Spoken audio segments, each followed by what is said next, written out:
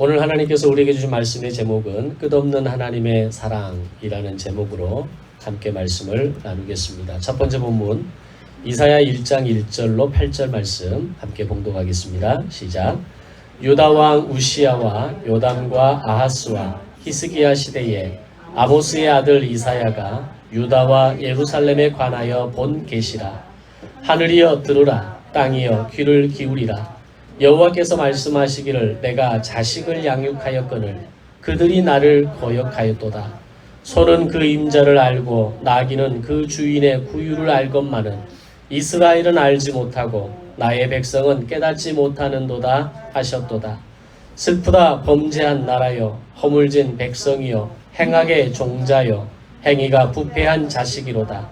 그들이 여호와를 버리며 이스라엘의 거룩하신 이를 만홀히 여겨 멀리하고 물러갔도다.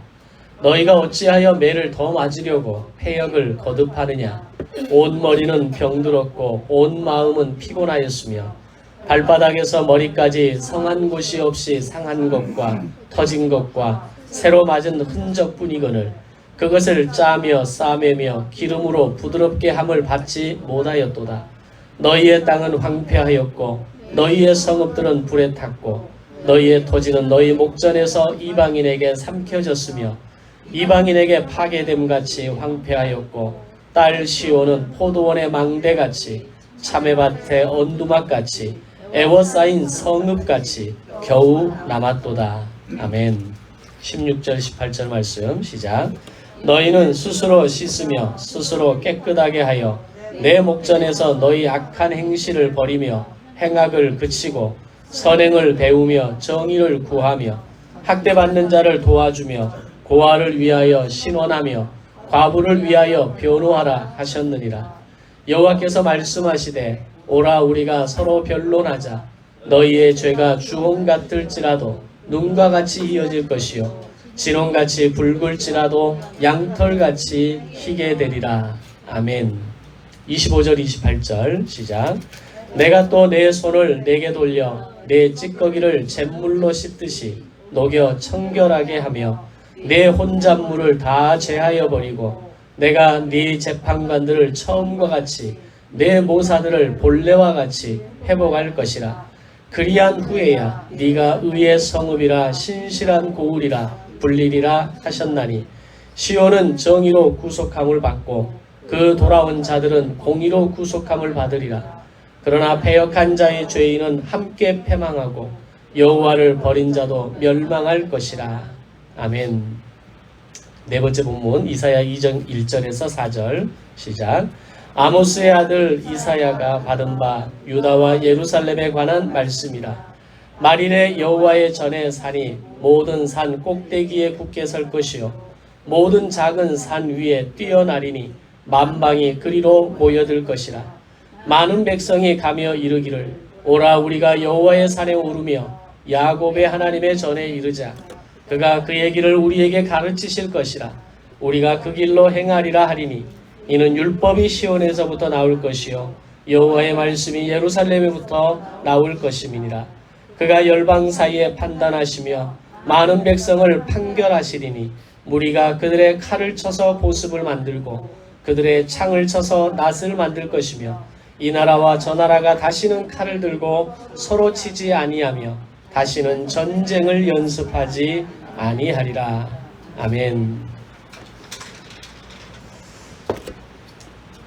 아모스와 호세아 선지자의 뜨거운 외침에도 불구하고 여호와를 알지 못함으로 뉘우치지도 돌이키지도 또 회개하지도 않았던 북이스라엘은 결국 첫 번째 제국이었던 아수르에게 멸망하게 되어집니다. 그러면서 사마리아인이라는 사마리아라고 하는 새로운 혼혈 민족이 탄생하게 됩니다. 그 이후로 800년의 시간 동안 이 북이스라엘에게 이제는 사마리아에게는 어떤 선지자도 보내지 않으시고 어떤 하나님의 말씀도 듣지 못하고 살아가게 됩니다. 여기서 800년이라고 하는 이 시간은 북이스라엘이 아수르에게 멸망한 후 예수님이 이 땅에 오셔서 십자가에 죽으시고 부활하심으로 완성하신 이 십자가 사건이 있기까지 그들이 수치와 멸시 가운데 살아야 했던 시간이 바로 800년이었습니다. 그 시간 동안 유대인들은 아무도 사마리아인들을 상종하려 하지 않았습니다. 당시의 유대인들이 북쪽의 갈릴리와 그리고 남쪽에 위치한 이 예루살렘을 왕래할 때에는 가운데 위치한 북이스라엘 땅을 거치지 않으면 안 되었습니다. 그런데 유대인들은 사마리아인들을 쉽게 말하면 개와 돼지처럼 그들을 민족의 정통성을 잃어버린, 혈통을 잃어버린 그런 소위 잡족으로 여겼기 때문에 그들을 만나고 그들과 교통하고 그들과 거래하는 것을 원하지 않았던 겁니다. 그래서 북쪽에서 남쪽으로, 남쪽에서 북쪽으로 그들이 왕래할 때에는 가운데 위치한 이 북이스라엘 땅을 거치지 않기 위해서 오른편에 있는 요단강을 2번이나 건너갔다가 다시 건너오는 그런 수고를 마다하지 않았던 겁니다. 그런데 800년 만에 북이스라엘에게 있어서 놀라운 일이 일어납니다. 예수님께서 어느 날 예루살렘에서 갈릴리로 가시는데 당시 보통의 유대인들이 가는 경로가 아닌 사마리아를 경유해서 갈릴리로 가시겠다라고 말씀합니다. 이런 예수님의 어떤 결정과 행동을 지켜보고 함께 동행하는 제자들에게는 아마 충격 그 자체였을 겁니다. 어떻게 유대인이, 어떻게 저 불결한, 저 잡족 같은 사마리아인들이 사는 그 땅을 지나가고 그들을 만날 수 있느냐라고 하는 것이 이해될 수 없었기 때문입니다. 그럼에도 불구하고 예수님은 사마리아로 향하셨고 그 사마리아의 한 우물가에서 남편이 6명이었던 한 여인을 만나게 됩니다. 그 사건을 기록해 놓은 것이 요한복음 4장입니다. 예수님은 사람들의 시선을 피해서 한 낮에 물을 길러 온 여인을 그곳에서 만나셨고 그 여인에게 복음을 전하시게 됩니다. 예수님으로부터 복음을 들은 이 여인은 자신이 들은 그 감동과 그 감격을 마을로 뛰어 들어가서 와서 보라, 내가 그리스도를 만났는데 그가 하는 그 복음이 대단하다라고 하는 이야기를 전하게 되죠. 이 여인의 이야기를 들은 사마리아 성 사람들이 예수님을 영접하러 예수님에게 나와왔고 예수님은 그 만나러 온 사람들에게 하나님 나라 복음에 대한 이야기를 전하게 됩니다. 이렇게 사마리아 사람들에게 아모스와 호세아 선지자 이후 하나님의 말씀이 다시 그들에게 전해지기까지 걸린 시간이 800년이었다는 겁니다. 그 긴 세월의 시간 동안 아무도 그들을 만나려 하지 않았고 상종하려 하지 않았고 예수님께서 800년 만에 직접 사마리아를 찾아가셔서 그들을 만나시고 그들에게 하늘나라의 복을 그들에게 전해주셨던 겁니다. 그것은 비록 아수르 제국에게 멸망하기까지 악을 행하고 우상을 숭배하고 형식적인 제사와 절기로 인해서 심판을 받은 민족이었지만 그들을 끝까지 포기하지 않으시는 하나님의 끝없는 사랑, 끝없는 하나님의 사랑의 결과였던 겁니다. 그리고 이후에 빌립을 통해서 다시 사마리아의 복음이 전해지게 되고 베드로와 요한을 통해서 다시 사마리아로 들어가게 하셔서 그곳에서 예루살렘에서 있었던 예루살렘 오순절 마가의 다락방에 있었던 성령 임재의 사건이 바로 사마리아 땅에서도 일어나게 됩니다. 이것은 예수님께서 말씀하셨던 오직 너희에게 성령이 임하시면 너희가 권능을 받고 온 유대와 예루살렘과 사마리아와 땅끝까지 이르러 내 증인이 되리라 라는 이 말씀대로 사마리아까지 복음이 전해지는 역사를 이루게 된 것입니다. 그리고 땅끝까지라고 하는 이 복음 증거를 위해서 사도 바울과 같은 수많은 사도들 그들을 통해서 마지막 땅끝까지 복음이 전해지는 역사가 실제로 이 말씀의 결과로 이루어지게 되는 것을 또 우리는 알고 있습니다. 그렇게 북이스라엘을 향한 끊임없는 하나님의 사랑은 예수님을 통해서 800년 만에 다시 시작되어지게 된 것입니다. 다시 오늘 설교의 내용으로 돌아가겠습니다. 이제 북이스라엘은 멸망하고 남유다만 남은 상황에서 이사야 선지자는 하나님의 뜻을 전하는데 혼신의 힘을 다 쏟아내게 됩니다. 그러나 남유다에도 이미 하나님의 공의와 정의는 사라진 지 오래였습니다. 악한 행위와 우상 숭배와 절기는 지켜내고 있었을지는 모르지만 지도층에 있어서 심각한 부패가 만연한 땅이 남유다였기 때문입니다. 그나마 남유다가 북이스라엘에 비해서 조금 나은 것은 남유다 350년의 역사 가운데 19명의 왕들이 세워지는데 그 중에 선한 왕이 8명이 있었다는 겁니다. 지난주 설교하면서 말씀드린 것처럼 북이스라엘은 20명의 왕들이 200년 왕조 역사 가운데 단 한 명의 선한 왕도 없었다라고 하는 것과 비교해보면 남유다는 그나마 다행인 거죠. 근데 딱 거기까지였다는 겁니다. 지도층에서부터 시작된 심각한 타락이 남유다 전반으로 이미 가득해진 상태였고 나라가 온통 악을 행하고 과부와 고아들을 그들을 돌보지 않고 그들의 약자들을 빼앗고 뇌물과 아첨으로 가득한 나라가 남유다도 되어버렸다는 겁니다. 그러나 북이스라엘에 대해서도 끝까지 그들을 놓치지 않으시기 위해서 선지자들을 보내시면서 들으라 깨달으라 귀를 기울이라 여호와를 힘써 알라 라고 말씀하시고 너희가 뉘우치고 돌이키고 회개하기만 하면 자비와 긍휼의 은혜를 너희에게 베풀 것이라고 말씀하셨던 것처럼 하나님께서는 이번에도 이사야 선지자를 통해서 너희가 회개하고 돌이키기만 하면 너희의 죄악을 눈과 같이 너희의 죄를 양털같이 희게 씻어줄 것이라고 말씀하십니다. 이것은 남유다에게도 끝없는 하나님의 사랑은 계속되고 있었던 증거가 되는 겁니다. 바로 그 끝없는 하나님의 사랑이 오늘 우리를 향한 하나님의 자비와 긍휼로 다가오기를 원합니다. 끊임없이 실수하고 끊임없이 실패하고 끊임없이 옛 모습으로 돌아가려고 하는 그런 인생이지만 언제든지 우리가 돌이키기만 하면 언제든지 뉘우치고 회개하기만 하면 하나님은 반드시 우리를 향한 끝없는 사랑을 놓지 않으시고 베푸시는 하나님이시기 때문입니다. 북이스라엘을 향한 남유다를 향한 그리고 오늘 우리를 향한 끝없는 하나님의 사랑이 오늘 저와 여러분의 인생 가운데 우리를 붙드시는 하나님의 손길이 되어지시기를 주님의 이름으로 축원합니다. 아멘. 하나님께서는 이사야 선지자를 통해서 하나님께서 이스라엘뿐만 아니라 세계가 다 하나님께 속해 있고 모든 역사는 하나님께서 주관하신다는, 다시 말하면 세계 경영은 하나님의 손에 있다라는 것을 말씀하십니다. 이전에는 모세와 애굽과의 싸움에서도 승리하게 하셨고 출애굽 이후에 첫 번째 전투였던 아말렉과의 싸움에서도 승리하게 하셨고 여호수아와 가나안 족속들과의 싸움에서도 승리하게 하셨고 기드온과 미디안과의 싸움에서도 승리하게 하셨고 사무엘과 블레셋과의 싸움에서도 승리하게 하셨고 그리고 다윗과 솔로몬의 주변 모든 민족들과의 싸움에서도 승리하게 하셨던 것을 이사야를 통해서 말씀하시게 합니다. 그런데 동시에 반대로 이스라엘을 패배하게 하시는 분도 하나님이시라는 것을 전달하게 합니다. 첫 번째로 하나님께서 아수르를 진노의 막대기로 사용하셔서 제사장 나라 언약을 지키지 않은 북이스라엘을 멸망시키시고 그들을 혼혈민족으로 만들어 버리셨던 겁니다.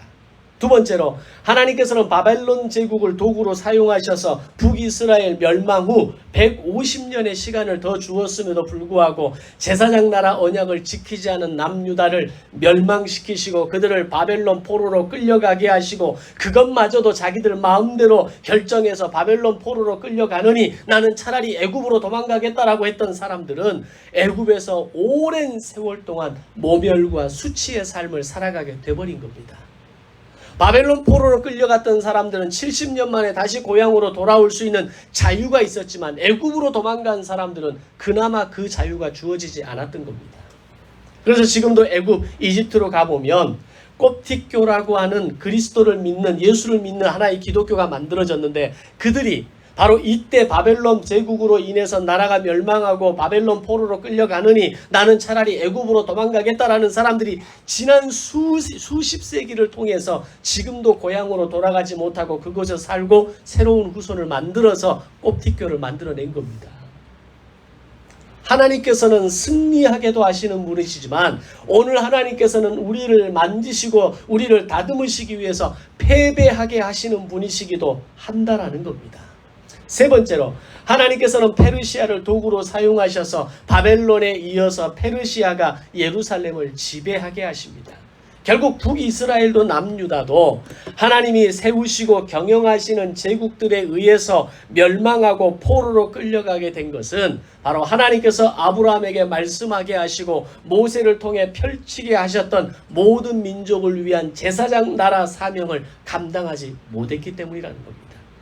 즉 제사장 나라 사명을 충실하게 감당할 때에는 승리하게 하시고 이기게 하시고 그들의 제사장 나라가 유지됨으로 말미암아 복을 누리게 하시지만 제사장 나라가 무너지고 제사장 나라 경영에 실패했을 때에는 강력한 제국들을 통해서 하나님은 이스라엘을 다스렸다라는 겁니다. 바로 그런 시기에 이제 북이스라엘이 멸망하고 홀로 남은 남유다에게 당대의 최고 학자였고 선지자였던 이사야 선지자를 통해서 하나님께 돌아갈 기회를 말씀하고 있는 겁니다. 이때는 BC 8세기 무렵에 북이스라엘에서는 아모스와 호세아가 활동했던 시기이고 남유다 비슷한 시기에 남유다는 이사야와 미가 선지자가 활동했던 시기였습니다. 이 시기는 아수르가 제국주의를 시작할 무렵이었고 그리스에서는 아테네와 스파르타 같은 도시국가들이 막 생겨나기 시작한 시점이었고 로마에서는 로물러스 레무스 쌍둥이가 늑대의 젖을 먹으며 로마 신화를 이제 막 만들어갈 시점이었다는 겁니다. 그럼 우리가 세계사의 역사를 조금 이해하시면 이 아수르, 바벨론, 페르시아, 로마 이 역사의 흐름 가운데 당시 아수르가 제국을 형성할 때 아수르를 대적할 나라가 과연 누가 있었겠냐는 겁니다. 이제 막 시작되고 이제 막 만들어지고 이제 막 힘을 키우고 있는 그 상황에서 아수르는 자신들을 둘러싼 주변의 모든 나라들을 정복하기 시작합니다. 아무도 이 아수르를 대적할 수 없었기에 아수르는 약 520년 동안 상아시아 지역을 주도하는 제국으로서의 역할을 감당하게 되는 겁니다. 바로 그때 이사야 선지자는 최고의 학자로서 율법에 정통한 사람이면서 동시에 이 모든 국제 정세를 손바닥 들여다보듯이 꿰뚫고 있는 사람이었다는 겁니다. 그런 이사야 선지자의 주된 활동 시기가 바로 남유다의 아하스 왕과 그 아들 히스기야 시대일 때 남유다의 상황은 비참한 상황이 펼쳐지고 있었던 겁니다. 그것이 오늘 첫 번째 본문의 내용입니다. 이미 오늘 본문을 함께 봉독하면서 느끼셨겠지만 남유다의 어느 곳도 제대로 된 곳이 없었습니다. 이미 북이스라엘이 멸망하고 북이스라엘을 통한 심각한 경고의 메시지를 남유다가 들었음에도 불구하고 남유다가 뉘우치고 돌이키지 않고 회개하지 않음으로 인해서 하나님께서 이 남유다를 얼마나 험하게 다루고 있는가를 그들은 실제로 경험하고 있는 겁니다. 계속되는 전쟁으로 인해서 발바닥부터 머리끝까지 성한 곳이 없이 상하고 터지고 맞았다라고 이야기합니다. 그럼에도 불구하고 그것을 짜고 싸매고 치료받을 수 없는 상태였다고 이야기하고 땅과 성읍은 황폐하고 불에 타버렸고 땅은 이방인에게 빼앗기고 파괴되었다라고 이야기합니다. 이게 남유다의 실상이었습니다. 남아있지만 살아있지만 북이스라엘은 멸망하고 남유다는 그래도 버티고 있지만 그들의 실상은 나라라고 할 수 없는 상태였다는 겁니다. 그렇다면 남유다가 이런 비극적인 상황에 빠지게 된 이유가 뭐냐라는 겁니다. 그 패턴이 우리에게 매우 익숙하게 보입니다. 본문 10절에 보면 너희 소돔의 관원들아 여호와의 말씀을 들을지어다. 너희 고모라의 백성아 우리 하나님의 법에 귀를 기울이라 라고 말씀합니다. 지금 분명 남유다를 향해서 말씀하시는데 그들을 향해서 뭐라고 호칭하냐면 소돔과 고모라라고 호칭하고 있다는 겁니다. 아마 남유다는 그들의 역사 속에 이미 1300년 전에 있었던 고대 도시, 고대 어떤 나라, 이 도시 하나였던 소돔과 고모라를 기억할 겁니다. 그 나라가 어떻게 됐습니까? 아브라함 시대에 소돔과 고모라가 어떤 일을 당했는지, 소돔과 고모라가 어떻게 살았는지를 그들은 이미 잘 알고 있었을 겁니다. 당시 소돔과 고모라는 매우 비옥한 땅이었다고 말하지 않습니까? 푸른 초장을 가지고 있었고 아브라함의 조카 롯이 요단강 넘어 저 모압 땅을 보니까 그곳에 있는 소돔과 고모라가 에덴 동산 같았다라고 이야기를 합니다. 실제로 이 소돔과 고모라 지역을 가보면요, 소돔과 고모라 지역을 벗어나는 다른 지역은 전부 다 황폐한 그냥 이 사막 같처럼 보이는 물이 없는 광야처럼 보이는 곳입니다. 근데 이 소돔과 고모라 지역만 가면 초목이 무성합니다.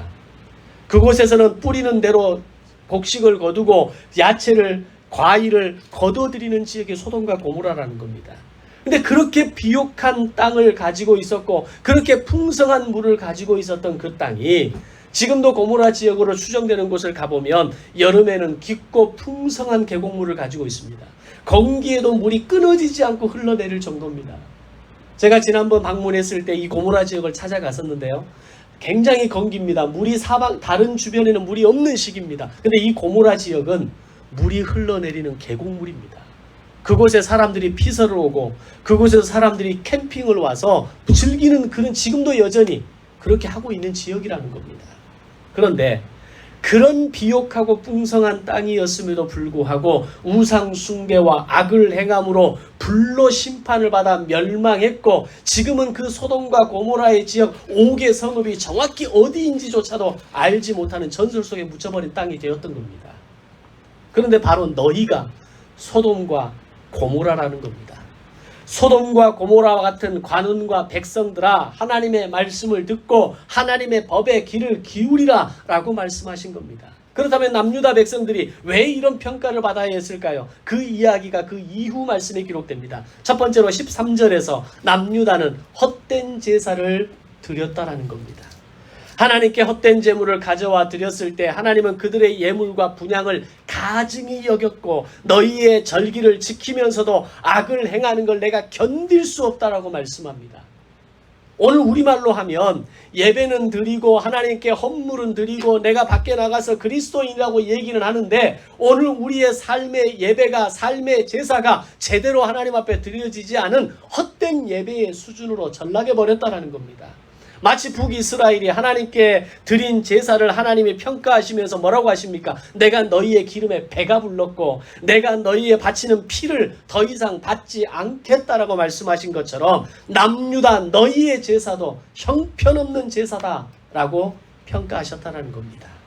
두 번째로 15절 말씀에서 남유다는 악행이 가득했다라고 이야기합니다. 그로 인해서 하나님을 향해 손을 펼칠지라도 내가 보지 않을 것이고 너희가 아무리 기도할지라도 내가 듣지 않을 것이며 그 이유가 너희 손에 피가 가득하기 때문이라고 이야기합니다. 이 피는 어떤 피일까요? 사람들을 죽이고 빼앗고 과부와 고아들을 돌보지 않고 약한 사람들을 돌보지 않고 배려하지 않는 그들을 향해서 너희의 손에 피가 가득하다라고 이야기하는 겁니다. 21절 23절에서는 남유다의 성읍이 창기의 성읍이 되었다라고 이야기합니다.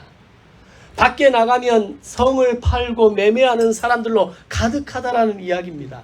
정의와 공의가 가득했던 그곳이 살인자들로 가득하다고 이야기합니다. 은은 찌꺼기가 되었고 포도주는 물이 섞였다라고 이야기합니다. 포도주의 생명력은 물이 섞이면 끝나버리는 겁니다. 아무리 오래되고 아무리 비싸고 아무리 귀한 것일지라도 습기가 차면 안 되는 겁니다. 그런데 너희의 포도주는 물이 섞였고 너희의 은은 찌꺼기가 되었고 지도층은 부패해서 뇌물을 취했고 고아와 과부들을 돌보지 않았다라고 이야기합니다. 이 모든 것은 당시 남유다가 어디까지 타락했는가를 보여주고 있는 겁니다. 이런 남유다의 실상을 이사야 선지자를 통해서 말씀하시면서 그럼에도 불구하고 하나님이 말씀하시는 것은 너희가 뉘우치고 돌이키고 회개하면 내가 너희를 향한 자비와 긍휼의 은혜를 베풀 것이다. 그것이 오늘 두 번째 본문의 말씀입니다. 만약 이런 죄악의 실상에도 불구하고 너희가 뉘우치고 돌이키기만 하면 너희 죄가 주홍 같을지라도 눈과 같이 희어질 것이며 진홍같이 붉을지라도 양털같이 희게 될 것이라고 말씀하고 있는 겁니다. 세상에 그 어떤 세제로 이렇게 깨끗하게 할 수가 있겠습니까? 끊임없이 방송에서는 CF에서는 이런 세제가 있고 이런 세제가 있고 이것이 어떤 땀을 제거하고 찌꺼기를 제거하고 기름때를 제거하고 아무리 이야기하지만 갖다 써보면 됩니까? 안 됩니까? 안 됩니다. 세상의 그 어떤 세제로 오늘 우리의 죄악을 없앨 수가 있겠습니까? 세상의 그 어떤 이름으로 인간의 죄와 연약함을 씻을 수 있겠냐라는 겁니다. 그런데 하나님은 이사야 선지자를 통해 뭐라고 말씀하시냐면 너희가 뉘우치고 돌이키기만 하면 진홍같이 붉을지라도 눈과 같이 희어질 것이고 주홍 같을지라도 그것을 씻어내겠다라고 말씀하고 있는 겁니다. 이것이 뭘 말하는 겁니까? 남유다를 향한 하나님의 끝없는 사랑을 계속해서 호세아와 아모스 선지자를 통해 북이스라엘에게 말씀하셨던 것처럼 이제는 이사야 선지자를 통해서 남유다에게 외치고 있는 겁니다. 그것은 바로 북이스라엘을 향한 그리고 남유다를 향한 하나님의 끝없는 사랑이 800년 만에 시작되어지고 70년 바벨론 포로 생활로 인해 페르시아의 제국에서 페르시아의 도움으로 다시 고국으로 돌아온 그들에게 임하는 하나님의 사랑을 보여주고 있는 겁니다. 그리고 우리를 향한 하나님의 끝없는 사랑으로 예수님의 십자가를 붙들기만 하면 그 십자가를 앞으로 나아가기만 하면 우리의 죄를 용서하시고 우리를 회복하시고 우리를 다시 세우시는 하나님의 사랑이 바로 오늘 우리를 향한 끝없는 하나님의 사랑이 되는 것입니다. 그 사랑을 붙잡으시는 성도들이 되시기를 주님의 이름으로 축원합니다. 아멘. 이제 하나님께서는 이사야 선지자를 통해서 죄를 회개하는 자들과 회개하지 않는 자들에 대해서 각각 두 가지의 길이 있다고 말씀합니다. 오늘 세 번째 본문입니다. 첫 번째로 25절 27절에서 하나님께 회개하고 죄에서 돌이키면 내가 너희를 청결하게 하며 더러운 것을 제하여 버리고 처음과 같이 회복할 것이며 네 성읍과 고을은 회복될 것이다 라고 말씀합니다. 두 번째로 28절에서 하나님의 말씀을 끝내 거절하고 돌이키지 않으면 패역한 자와 죄인은 함께 패망할 것이고 여호와를 버린 자도 멸망할 것이라고 말씀합니다. 그렇다면 오늘 우리의 결정은 무엇입니까? 오늘 내가 이 두 가지의 길을 바라보면서 우리가 선택해야 될 우리의 결정과 선택은 무엇이냐는 겁니다. 하나님께 나의 죄를 회개하고 돌이키는 삶을 사는 겁니다. 나의 연약함을 하나님 앞에 죄로 고백하고 날마다 하루를 마감하면서 하루의 시간 가운데 있었던 나의 연약함과 나의 죄성과 나의 어두움과 나의 죄악의 습관들을 하나님 앞에 고백하며 나아가는 겁니다. 형식적인 예배와 거짓된 마음을 고백하고 돌이키고 뉘우쳤던 것을 하나님 앞에 회개하는 겁니다. 그러면 하나님은 우리의 죄를 용서하시고 우리를 깨끗하게 하시고 우리를 회복하실 줄로 믿습니다. 오늘 본문에서는 네 성읍과 고을을 다시 회복하실 것이라고 말씀합니다. 완전히 비참한 상태에 참패한 삶을 살아가고 있는 그 남유다를 향해서 네 성읍과 고을이 다시 회복될 것이라는 이 말처럼 감격적인 은혜가 어디가 있겠습니까? 오늘 여러분에게 하나님 앞에 뉘우치고 돌이키고 회개하는 삶을 통해서 오늘 여러분의 인생을 회복하시고 여러분의 삶을 다시 세우시고 여러분의 인생에 생명을 공급하시는 은혜가 함께 하시기를 주님의 이름으로 축원합니다. 그렇게 돌아오고 뉘우치고 회개하는 백성에게 이사야는 하나님 나라를 예언합니다. 오늘 네 번째 본문입니다. 첫 번째로 하나님 나라에서 모든 민족이 하나님의 전에 모이게 될 것이다 라고 이야기합니다. 지금 남유다는 분열 왕국으로 살아가고 있고 분열 왕국으로 살아가는 이 350년의 시간 동안 그들이 하지 못했던 것이 하나 있었습니다. 그것은 모든 민족이 함께 여호와의 산 예루살렘 거룩한 성전으로 나아가는 것을 하지 못했던 겁니다. 그런데 이사야를 통해 주시는 말씀은 너희가 돌이키고 너희가 뉘우치고 회개하기만 하면 너희 모든 민족이 하나님의 전에 들어가게 될 것이라고 말씀하고 있는 겁니다. 갈라졌던 나라가 회복이 되고 예루살렘으로 돌아오지 않았던 내 형제 더 나아가 모든 민족이 하나님의 전에 모이게 될 것이라는 말씀입니다. 그럼 이게 뭘 의미하는가? 이것이 과연 어떤 일이 일어나게 되는가? 레위기 27장의 말씀처럼 묵은 곡식을 버리고 새 곡식을 먹게 될 것이고 주변에 그 어떤 나라도 넘볼 수 없는 강력한 국가를 형성하게 된다라고 하는 의미가 되는 겁니다. 그래서 이스라엘의 경제와 국방을 책임지시고 그들을 안정된 국가를 이루게 하시겠다고 하는 약속이었습니다. 오늘 우리가 왜 뉘우치고 돌이키고 회개해야 합니까? 오늘 왜 우리가 하나님과의 관계가 회복되어져야 합니까? 오늘 왜 우리가 하나님의 사람으로 거룩한 백성으로 다시 세워져야 하는 겁니까? 하나님이 나의 주인이 되시고 나의 인생 경영권이 하나님의 있음을 고백할 때 나의 관계들이 회복되고 갈라진 마음이 회복되고 나의 경제를 책임지시고 나의 가정을 지키실 것이고 나의 인생을 어둠의 세력도 넘보지 못할도록 함께 하시기 때문입니다. 그것이 하나님의 나라가 오늘 우리에게 임하시는 방법이 되는 것입니다. 두 번째로 하나님의 나라가 임하면 평화가 가득하게 될 것이라고 말합니다. 4절 말씀에 보면 그들의 칼을 쳐서 보습을 만든다고 이야기합니다. 보습이 뭔지 아십니까? 삼 모양의 연장으로 소가 쟁기를 앞에서 끌 때 그 뒤에 매달아서 땅을 깊게 파는 농사 도구가 보습입니다. 지금은 잘 쓰지 않죠. 다 기계화가 되었기 때문에 아주 어지간한 시골이 아닌 이상 소가 보습을 쟁기를 메고 끄는데 요즘 발견하기가 참 쉽지 않습니다. 근데 그 칼로 보습을 만들고 창으로 낫을 만들게 될 것이며 다시는 너희가 칼을 들어서 대적하는 나라들을 막을 필요가 없게 될 것이라고 이야기합니다. 다시는 전쟁을 연습하지 않게 될 것이라고 이야기합니다. 그것이 이스라엘에게 평화를 주시겠다라고 하는 약속의 말씀이었습니다. 이 약속의 말씀이 어떻게 이루어진다고요? 너희가 돌이키고 뉘우치고 회개하기만 하면, 하나님의 전에서 모여 함께 하나님을 예배하기만 하면 레위기 27장의 말씀대로 너희에게 복이 임할 것이고, 오늘 이사야 선지자를 통해 다시 말씀하시는 것은 칼로 보습을, 창으로 낫을, 다시는 전쟁을 대비하고 준비하지 않아도 너희는 땅을 지키게 될 것이라고 말씀하고 있는 겁니다. 오늘 우리가 인생을 살면서 가장 큰 복이 있다면 그것은 평화라고 생각을 합니다. 물질이 아닙니다. 성공이 아닙니다. 그런 것이 아무리 풍족하다 할지라도 하나님이 내게 주시는 세상이 알 수도 없는 평화가 없는 인생은 결코 행복할 수 없다는 겁니다. 비록 조금 부족하고 조금 연약하고 조금 시간이 걸리고 조금 늦어지더라도 하나님 주시는 평화가 내 안에 있다면 그것은 가장 중요한 것을 가진 자의 삶이 되는 것입니다. 인생을 살면서 물질에 아무런 걱정 없이 살 수 있는 사람이 과연 몇 프로나 될까요?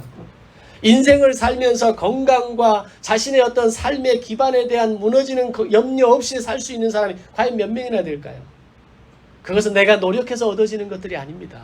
그것은 내가 정말 필사적으로 노력하고 내가 동분서주하고 내가 정말 아둥바둥하는 삶을 산다고 해서 해결되는 것이 아니라는 겁니다. 그러나 평화는, 하나님이 내게 주시는 평화는 뉘우치고 돌이키고 회개하기만 하면, 하나님과의 관계가 회복되어지기만 하면, 오늘 우리의 예배가 회복되어지기만 하면 세상이 알 수도 없는 하나님의 평화가 오늘 저와 여러분에게 주어지게 될 줄로 믿습니다. 이사야 선지자가 하나님의 전에 너희가 모이게 될 것이며 너희 안에 하나님의 평화가 임하게 될 것이라는 이것은 그들에게 주신 최고의 복이 되는 겁니다. 사방을 둘러봐도 평화가 없습니다. 사방을 둘러봐도 전쟁의 상처와 흔적으로 인해서 그들의 치료할 수 있는 공간조차 없었고, 그들은 집은 불타버렸고 그들의 성읍은 타버렸고 그들의 땅은 이방인들이 차지했다라고 이야기합니다. 지금 이 시기 아하스 왕 시대에 예루살렘 성을 비롯한 단 하나의 성을 제외하고는 모든 성이 아수르에게 점령된 상태입니다. 무슨 평화가 있습니까? 어디에 안녕이 있고 어디에 내가 살 수 있겠다라고 말하는 것이 있겠습니까? 우리나라 한국전쟁이 있었을 때 그때에는 남쪽으로만 피난하면 됐습니다. 그래서 겨우 부산을 중심으로 한 그 낙동강의 전선을 마련하고 버텨서 다시 우리가 여기까지 온 겁니다. 그러나 이제 전쟁이 나면 더 이상 피할 곳이 없습니다. 전쟁에 안전한 곳이 어디 있습니까? 이제 새로운 이 시대의 현대의 전쟁은 피할 곳이 없는 전쟁입니다. 오늘 우리의 인생은 피할 곳이 없는 인생인 겁니다. 그렇다면 오늘 나의 인생이 평화로, 오늘 나의 삶이 진정한 보호와 하나님의 동행하심으로 오늘 우리의 인생이 안정할 수 있는 것은 오늘 내 안에 하나님의 평화가 임하는 겁니다. 오늘 내 삶이 하나님의 전이 되는 겁니다. 하나님의 전에서 하나님과 동행함으로 하나님이 주시는 평화로 말미암아 오늘 우리의 삶이 살아가게 될 때 진정한 행복을 맛볼 수가 있는 겁니다. 모든 성을 다 빼앗겨버리고 겨우 예루살렘 성에 붙들고 앉아서 아수르가 물러나기만을 기다리는 이 상황에서 이사야 선지자가 이 말씀을 하고 있을 때 과연 이스라엘 백성들은 무엇을 생각했을까요? 그리고 히스기야 시대에 아하스가 물러가고 히스기야 시대 가운데 들어갔을 때 결국 그들을 하룻밤에 18만 5천 명의 아수르 군대를 하나님께서 물리치지 않으십니까? 역사는 이것을 패스트균이라고 이야기합니다. 쥐가 하룻밤에 나타나서 모든 아수르 군인들의 장비를 다 물어삼켰고 그 장비의 나무들을 다 갉아버렸고 그들에게 패스트균을 전염시켜서 그 전염병으로 18만 5천 명이 다 죽었다라고 역사는 이야기합니다. 그러나 성경은 하나님이 아수르 군대를 물리치셨다라고 이야기합니다. 왜 그렇습니까? 히스기야가 하나님 앞에 회개하기 시작한 겁니다. 돌이키고 뉘우치고 절기를 회복하고 우리가 하나님께 함께 제사를 드리자 북이스라엘 너희도 우리와 함께 와서 하나님 앞에 절기를 드리고 안식일을 지키고 하나님 앞에 이 절기를 회복하자라고 했을 때 하나님이 아수르를 물리쳐 주신 것입니다. 히스기야의 강력한 왕권으로 그가 가진 군대로 아수르를 물리친 것이 아니었습니다. 오늘 우리의 인생의 대적을 물리칠 수 있는 방법은 내 힘으로 물리치는 것이 아닙니다. 하나님이 나를 사용하실 뿐이지 하나님의 능력과 하나님의 권능과 하나님의 도우심이 오늘 우리의 인생에 함께할 수 있을 때에 오늘 우리의 영적 아수르를 대적할 수 있는 힘이 생기는 겁니다. 내가 잘난 맛으로 내 힘으로 내 능력으로 내가 내 인생 산다고 착각하지 마십시오. 내가 받는 연봉으로 내 월급 봉투로 내 통장 잔액으로 내 인생을 산다라고 자신하면 안 됩니다. 오늘 우리가 다시 한번 집중해야 될 것은 지난주 북이스라엘을 향한 그리고 오늘 남유다를 향한 하나님의 말씀을 바라보면서 우리가 다시 한번 정립하고 세워야 하는 것은 돌이키고 뉘우치고 회개함으로 하나님의 자비와 긍휼의 은혜를 바라보고 나아가는 겁니다. 그것은 가능한 것은 끝없는 하나님의 사랑이 800년 만에 북이스라엘을 회복시키시고 70년 만에 남유다 바벨론을 회복시키시고 그리고 그들에게서 다윗의 자손 예수 그리스도가 나게 하심으로 새 언약을 허락하셨던 것처럼 이제 오늘 우리의 인생 가운데 끝없는 하나님의 사랑으로 우리가 돌아오기만 하면 우리가 예수님을 찾기만 하면 십자가 앞에 엎드리기만 하면 우리를 다시 회복하실 하나님의 사랑이 있기에 우리는 살아갈 이유가 있고 이 세상을 이기는 믿음으로 살아갈 능력이 있는 것입니다. 오늘은 맥추감사주일로 지키는 절기입니다. 지금은 상당히 많은 교회들이 맥추절 절기를 그래도 기억하고 지키고 있습니다. 우리는 내일부터 감사기적 이야기를 통해서 감사훈련을 하게 될 겁니다. 왜 그런 감사훈련을 해야 되느냐? 맥추감사주일이 가지고 있는 의미는 예수님이 우리의 구원의 첫 열매 되심을 기억하는 절기입니다. 다시 말하면 북이스라엘에게 800년 만에 예수님이 그들이 직접 찾아오셔서 그들에게 복음을 전해주시고 구원의 첫 열매가 되어주셨던 것입니다. 마찬가지로 오늘 우리에게도 예수님이 첫 열매가 되어주셔서 나를 구원해 주신 것을 기억하는 겁니다. 그럼 그걸 기억할 때 기억하는 방법이 뭐냐라는 겁니다. 우리는 매년마다 맞이하는 이 맥추감사주의를 통해서 이제는 구원받은 백성으로서 구원의 열매를 맺게 해주신 하나님의 은혜를 기억하면서 매일매일 감사의 열매를 맺어가는 겁니다. 예수님이 우리에게 구원의 첫 열매를 맺어주셨다면 우리는 감사의 열매를 맺어가는 훈련을 통해서 주님이 나를 사랑하시고 주님이 나에게 은혜를 베푸시고 오늘 나의 하루의 인생 가운데 배열하신 이 5가지 감사의 제목을 통해서 예수님의 구원을 감사하고 감격하며 예물로 올려드리는 겁니다. 그래서 맥추감사주의를 지키는 겁니다. 그래서 지금부터 추수감사주일이 돌아오는 약 100여일 후에 돌아오는 이 추수감사주일까지 감사 훈련을 통해서 감사 열매를 맺어가고 주님의 그 열매를 닮아가고 주님의 그 열매를 흉내내고 주님의 그 열매를 이어가는 연습을 하게 되는 겁니다. 목사가 성도들을 못 살게 하기 위해서 귀찮게 하기 위해서 좀 뭔가 해봅시다라고 하는 그런 의미 없는 몸짓으로 감사 기적 이야기를 쓰자라고 하는 게 아니라는 겁니다. 주님이 나의 구원의 첫 열매가 되시기 위해서 십자가에 죽으시는 희생과 그 죽음을 그 헌신을 아끼지 않으셨던 것처럼 오늘 우리는 구원의 첫 열매를 입은 자로서 감사의 열매를 맺기 위해 희생과 헌신과 하나님 앞에 결단과 선택의 삶을 살아야 하는 겁니다. 그리고 신앙의 이 아름다운 열매, 성령의 9가지 열매, 구원 그 이후의 삶을 아름답게 살아내는 증거를 쌓아가고 만들어가면서 추수감사주의를 통해서 하나님 앞에 이 모든 감사의 예물들을 올려드리는 겁니다. 그때 하나님이 얼마나 기뻐하시겠냐라는 겁니다. 그냥 추수감사주일 헌물 얼마 해가지고 입금하고 그렇게 봉투에 담아서 드리는 것보다 오늘 우리의 삶의 감사의 열매를 풍성하게 담아서 그 삶의 흔적을 담아서 그 기록들을 담아서 하나님 앞에 드릴 때 그것이 진정한 예물이고 그 예물을 받으시는 하나님의 마음이 얼마나 기쁘시겠느냐라는 것입니다.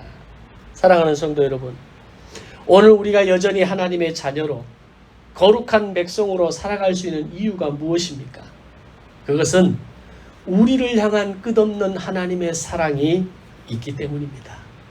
만약 우리를 향한 그 끝없는 사랑이 존재하지 않았다면, 그 끝없는 하나님의 사랑의 손길이 나를 향해 펼쳐지지 않았다면 넘어질 때마다 우리는 버림받았을 것이고 깨질 때마다 버림받았을 것이고 실수하고 실패하고 연약할 때마다 우리는 모든 자격을 상실한 인간이 되는 겁니다. 그런데 800년 만에 북이스라엘을 회복하셨던 끝없는 하나님의 사랑이라면 오늘 우리 100년 인생을 살아가는 우리의 인생을 하나님이 어떻게 품지 않으시겠냐라는 겁니다. 우리의 이 짧은 인생을 하나님이 어떻게 용서하지 않으시고 어떻게 사랑하지 않으시고 어떻게 끝없는 하나님의 사랑을 보여주시지 않겠느냐라는 겁니다. 그 사랑으로 말미암아 아름다운 구원의 열매, 감사의 열매를 맺어가는 꿈이 있는 교회 성도들이 되시기를 주님의 이름으로 축원합니다. 함께 기도하겠습니다.